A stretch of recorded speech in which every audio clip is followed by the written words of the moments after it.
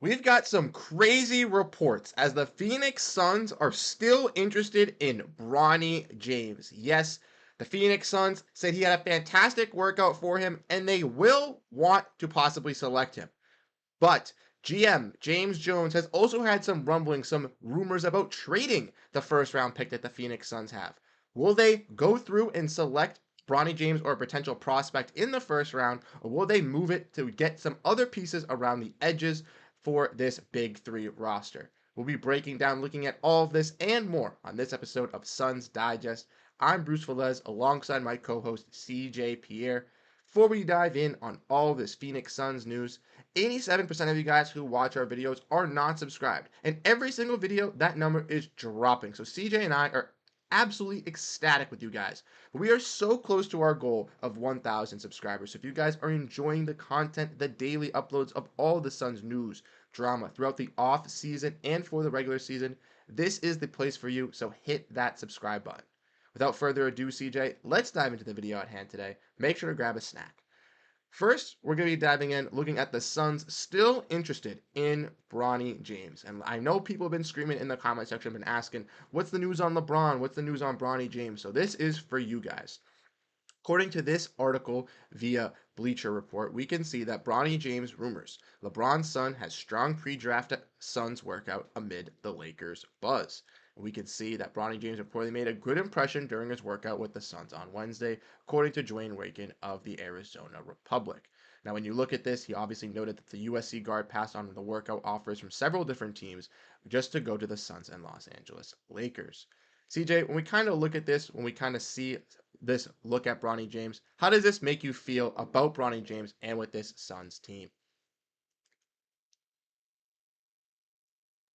At the end of the day, like it's a good sign, right? He gets into the Suns building, he meets with coaches, he gets, to be around the facility, they get to be around him, get to know him more as a player, as a person. These are the good things about it. In terms of like how he looked in the workout, I mean, sure, he looked good. He was probably, unguarded for most of the time he was shooting, just running through some drills, and it's easy to do that, and look good doing that when you're young and athletic and, you don't have a hand in your face constantly and there's no pressure on you. You're not sweating after, being, hacked when you're going to the rim and then you maybe twist an ankle and then you got to go launch a three. Like it's completely different than real game stuff. So you got to take that aspect with a grain of salt. The thing that seems positive to me is that he seemed to have left a good impression with the Suns. And that's the kind of thing that, people more so want to hear from a potential prospect that a team might actually take a reach on in that regard. He's the son of LeBron James. We all know the kind of person that LeBron is. So, you hope that some of that has, rubbed off on Bronny in terms of who he is as a person and what kind of, leader he could potentially be, what kind of personality he's going to be. Is he going to be a good teammate? Those kind of things. So it seemed like those are the things that the Suns are probably more interested in. They've seen the tape, we've seen the highlight videos from him in high school. The probably the biggest, I don't even know if it's a concern or worry is, his health. And we all know about the health scare that he had before his freshman season at USC. And, the Suns medical team and people, doctors, and even Bronny's doctors they're probably going to be monitoring all that situation. And there's not really much that we as, fans are going to be able to take from that. But I think that having him in the building, is really the true sign on whether or not the Suns are serious about potentially selecting him with the 22nd overall pick. It means that it's something that they're legitimately thinking about. And if they think it's a legitimate possibility that they're going to draft him, then that also means that there must be a legitimate possibility that LeBron James might also become a Phoenix Sun as well. And that's something to consider. Exactly. And that would be the, kind of cream of the crop is obviously if you're going after Bronny James, you have the potential of being able to bring LeBron, regardless, even if you're a team like the Phoenix Suns, strapped in salary cap, veteran minimum. LeBron James has played an abundance of time in his career. But we kind of want to get into a little bit more, obviously. We know that the Suns, right, realistically, don't have a lot of draft picks. So even if they make a pick with Bronny James, or even if it's not Bronny James, if it's someone else like Bud Carrington that you mentioned, or a guy like Kello Ware that we've talked about. These are other potential guys that the Suns could go after. But I think that the one kind of roadblock in all of this, and you've mentioned this in the past before, is talking about how obviously the Lakers have now gotten their first round pick from the Pelicans. Now, if the Suns or the Lakers are looking to select Bronny. Apparently, in the latest mock draft for Bleacher Report, Jonathan Wasserman has Bronny selected at number 55. But me and you kind of talked about before the stream. I heard reports that Bronny's not going to be a second round pick. He's not going to play in the G League. He's not going to do all of this. So, if a team were to take him, and if the Suns were to take him, I think they'd have to take him with that 22 overall pick. Which kind of goes to my next question here, CJ, which I ask you is regardless if it's Bronny James, regardless if it's, Callaway or someone else like this, would you like the Suns to, stick with this pick and keep it regardless of what it brings for this team? I mean, personally, in terms of, what I want the Suns to do, I want them to keep the pick. I think it is way too valuable of a commodity for the team as it's constructed right now.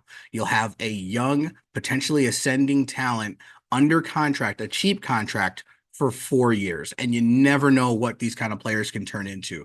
I think that there's more evidence of certain players that aren't necessarily lottery picks that have actually become and blossomed into not necessarily star players. Like, it doesn't have to be a Kawhi Leonard, who was like the 15th or 17th overall pick, I believe, when the San Antonio Spurs traded something for him when he was originally picked by Indiana. It's not the same thing as like Nikola Jokic, who was a former second round pick, and they become, two of the best players in the NBA. But at the very least, you have the potential of drafting someone who becomes like a Brendan Pajemski out of Golden State. So guys who come in and they can be good rotational role players who can contribute right away. And you can find these guys, particularly in this draft, which is actually a lot deeper than people think in terms of players who can contribute right away, contribute some, whether it's a big guy who can come in, play 20 minutes per game and average somewhere between like 6 points, 7 rebounds per game, or whether it's a microwave scorer that can come off the bench and maybe average double figures. There are a lot of these guys that have that potential in this draft. So I think that it would behoove the Suns. If they want to draft Bronny, sure, great. And bring him in. He's going to be a project, but you know what you're doing. You know what you're getting. If you want to draft a guy like a Bud Carrington, like a Khalil Ware, like a Kyle Flipikowski out of Duke, these are guys who you're going to have on your team under contract. You don't have to play around with any of the, second apron stuff. Like, that's not an issue. You can sign those guys, have them under contract cheap for 4 guaranteed years, and you actually have something that you can use in the future to help contribute, help continue and grow your team. Not all of these guys who are going to be on expiring contracts, Eric Gordon, if he picks up his player option, Josh Okogie, like, you may not even be able to bring these guys back at reasonable numbers. And some of these guys like Eric Gordon, he may retire soon. You never even know. So you have to also make plans to build for the future, even though you are in win now mode. If you want to keep your job, you also need to make sure that there's something to be had, years down the road. So I think that they should keep the pick. I'm not a big fan of trying to throw it into a package Nurkic deal or a Nasir Little deal, just to bring in something. I think the smarter move for James Jones would be keep the pick, draft a player that will contribute, not just next year, but years after that. So that's, I think, some valuable takes from you, CJ. Like we mentioned, also and kind of brought up, the Suns now have their G League team kind of in the midst as well. So we'll get to see some young players probably blossom through, which is nice. But I have to agree with you. I think keeping the pick is a smart move. And I want everybody to drop down what they think down below. If you guys agree with CJ and I as we get into the next point, which brings us to the conflicting reports here, ladies and gentlemen, as the Suns are also willing to trade their pick from the reports of a Bleacher Report article as well. We want to look at this one from Adam Wells, which says that the Suns trade rumors. The Suns could deal the number 22 pick in the 2024 draft amid an all-in reproach. Kind of how CJ and I kind of just broke down and kind of went over it. Mat Ishbia wants to be very aggressive, wants to make sure that this team can be a contender. They had 49 wins last season. He thinks that this squad can do better than that. So moving some people around the edges because KD's not going to be traded, Booker's not going to be traded, Beal's not going to be traded. using the 22 overall pick with someone like Nurkic or possibly Nazir Little could be a thing. Now, obviously, there were rumblings about Devin Booker wanting out, but that was never going to happen. And me and CJ broke that down a little bit earlier. But Bobby Marks noted that the Suns are also looking to bring back, Royce O'Neal. They already have Grayson Allen on an extension. So realistically, it becomes very, very limited in what you could do with this roster. So with Mike Budenholzer kind of looking at this and kind of seeing it, we can kind of look and break this down from looking at these graphics here. As you guys can see, Nazir Little, not the greatest with the Phoenix Suns here. Didn't put up that many total averages, but didn't get the best of shine. Yusuf Nurkic had an all right season with the squad, in my opinion. Decent rebounding for this squad, but again, not the greatest finishing, not the best defensive presence, and I would have liked to see someone added a little bit better at that. So, CJ, when we kind of look at that, when we kind of break down those reports, what are your thoughts on the possibility of them trading the pick? I know you said you didn't really like it, but it's kind of conflicting. It's kind of confusing. Yeah, so we've heard, it's terms of what Matt Ishbia has said in terms of, how he feels about these future draft picks. So when it just comes to the possibility of them wanting to move the pick, on some levels they kind of have to say that. They kind of have to make it sound like that pick is going to be available for future trades. That's just kind of how you play the game when it comes to how you're going to manage what you're doing and how you're going to build your roster so you don't, limit the amount of moves that you can make. But and I do believe that Ishbia is telling the truth. I think he is willing to move on from to the pick. I think he is more focused about looking at the team as it is right now, kind of really having a short-term viewpoint and mindset. And that's why you make a move like bringing back a guy like Royce O'Neal, which we're all expecting the Suns to do. So it's kind of like, you kind of have to pick a lane. And it seems like the lane that the Suns are going in is we're focusing on next year and being Larry O'Brien or bust at this point in terms of, winning a championship this upcoming season. So yes, that would mean that first round pick is, up for grabs. And the only thing that you can really do with it is attach it to some kind of trade that involves a Nurkic or a Little to try and build back some pieces, whether you acquire a couple of, auxiliary pieces, maybe on the side, maybe you trade Nurkic for a couple of players, whether it's attaching it to a Nasir Little trade where you get a backup big man, things like that. Those are the kind of moves that you're going to have to, you would see go along with that first round pick. I don't foresee a situation where they trade back in the draft. I don't foresee a situation where they use that pick to move up in the draft. If anything, I just look at that draft pick as if they're not going to select a player at number 22, they're going to use that as another trade chip in acquiring some other player, some in some different way, most likely involving guys like Nurkic, Nasir Little, Eric Gordon, if he picks up his player option, things like that.